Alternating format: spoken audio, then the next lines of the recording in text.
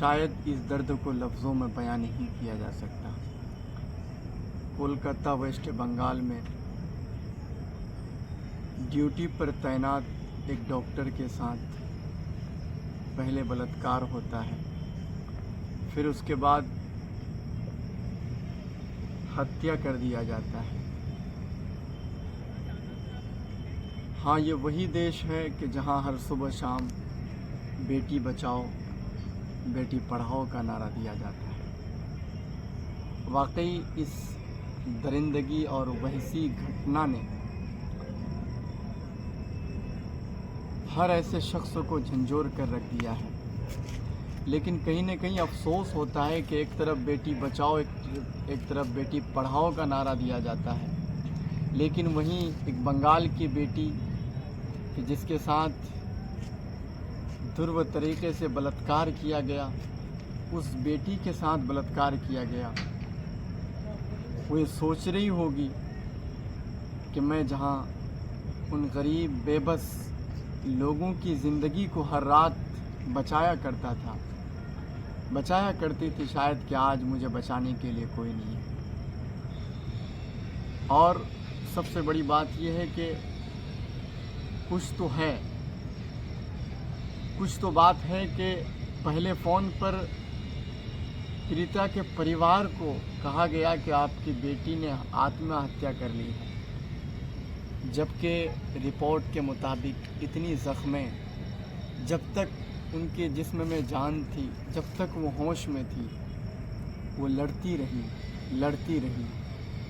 लेकिन सवाल ये उठता है कि इतने बड़े अस्पताल में एक जूनियर डॉक्टर के साथ बलात्कार किया जाता है, फिर उसको मार दिया जाता है। और अफसोस इस बात का होता है कि उस राज्य की मुख्यमंत्री खुद महिला है, लेकिन उसके बावजूद भी अब तक लगातार प्रोटेस्ट जारी है। और बहुत सारी ऐसी चीज़ें हैं कि जिसका रिपोर्ट आने के बाद पता ये चलता है कि कहीं ना कहीं इन आरोपियों के पीछे एक लंबा हाथ है, एक बड़ी हाथ है, और कहीं ना कहीं सरकार भी इन्हें बचाना चाहती है। कब तक ये होता रहेगा? कहीं पर आयशा, कहीं पर आसिफा, कहीं पर निर्भया, और कहीं पर आतिफा, कहीं पर शर्मा, और कहीं पर राधिका। ये बेटियां कब तक बर्दाश्त करेगी? अफसोस होता है।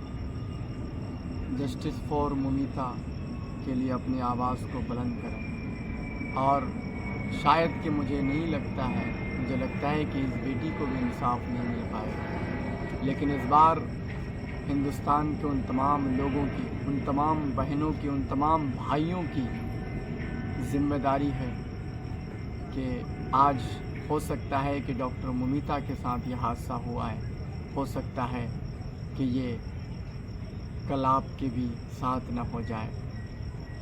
कड़ी से कड़ी सज़ा की मांग करता हूँ कि ऐसे वहशी दरिंदों को इस तरह की सज़ा दी जाए जिससे दुनिया के वो ऐसे शराबी लोग, नशे में धुत लोग जो इस तरह का वारदात अंजाम देते हैं, वो कम से कम इस वाक़यात को देख करके और इस सज़ा को देख करके वो दोबारा कोई ऐसा दरिंदा, ऐसी दरिंदगी वाला काम न कर सके। हिंदुस्तान के तमाम तर ऐसे लोगों से, हिंदू और मुसलमान के इस आँखों से चश्मा उतार करके मोमिता के इंसाफ के लिए अपनी आवाज़ को बुलंद करें और हम इंसाफ ताकि जस्टिस फॉर मोमिता, हम लोग उनके लिए इंसाफ की एक गुहार लगाएं ताकि उन्हें इंसाफ मिल सके। जो ये कहता था कि देश बचाओ बेटी पढ़ाओ बेटी बचाओ, कहाँ है मोदी जी? आपके वो नारे, आपके वो वादे? कब मिलेगा मोमिता को इंसाफ? कब मिलेगा बिल्किस बानो को इंसाफ? कब मिलेगा आयशा को इंसाफ? कब मिलेगा निर्भया को इंसाफ? कब मिलेगा शर्मा को इंसाफ? कब मिलेगा मोमिता को इंसाफ? एक डॉक्टर जब सेफ़ नहीं है तो आम जनता अपने आप को कैसे सेफ़ महसूस करेगा?